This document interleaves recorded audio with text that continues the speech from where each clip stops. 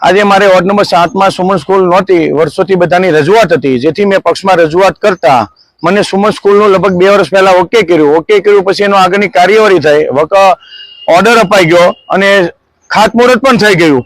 ત્યાર પછી 3 મહિના થયું, કામ ચાલુ ના થયું, એટલે મેં અને મારા સાથી કોર્પોરેટર જ્યોતિબેન પટેલે કમિશનરશ્રીને રજૂઆત કરી કે વહેલી તકે સ્કૂલનું કામ ચાલુ થાય।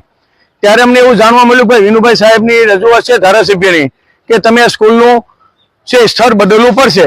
એટલે અમે અને મારા સાથી કોર્પોરેટર જ્યોતિબેને કીધું ભાઈ સાહેબ એક કામ કરો, કોઈની અરજી હોય તો તમે અમને કહો અથવા આપણે બેસીને રજૂઆત કરીએ, એવી ચર્ચા થતી હતી। ત્યાર પછી મને ગઈકાલે એવું જાણવા મળેલ છે કે વોર્ડ નંબર 7 ની જે સ્કૂલ હતી તે વોર્ડ નંબર 8 માં સ્કૂલ ચાલુ થઈ ગઈ છે। મેં કીધું ભાઈ જગ્યાની સ્થળની ચર્ચા ચાલુ છે, હજી કોઈ વસ્તુ થઈ નથી।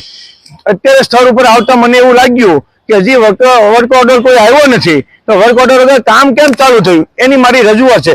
વર્ક ઓર્ડર આવ્યો પછી કામ ચાલુ કરો, મને કોઈ વાંધો નથી, જેથી હું કમિશનરશ્રીને લેખિતમાં રજૂઆત કરવાનો છું અને સીએમ સાહેબને પણ રૂબરૂ મળવાનો છું કે હકીકત મારે કહેવાની સાહેબ વોર્ડ નંબર 7 માં મારી કોઈ સ્કૂલ નથી સુમન સ્કૂલ, જેથી સાહેબ તમે અમને સ્કૂલ અહીંયા રવા દો તો સારું છે। અને વોર્ડ નંબર 8 માં એ સ્કૂલ તો લાવ્યા છો ને બીજી 2 દિવસ પહેલા 13 કરોડના ખર્ચે બીજી બી સ્કૂલ પાસ કરી છે, તો એકને વોર્ડમાં 2 સ્કૂલ આવે એ વ્યવહારિક નથી। એટલે મારી પ્રજા મને પૂછે છે કે નરેન્દ્રભાઈ સુમન સ્કૂલ અહીંયા લાવો, એમ એવી મારી રજૂઆત છે।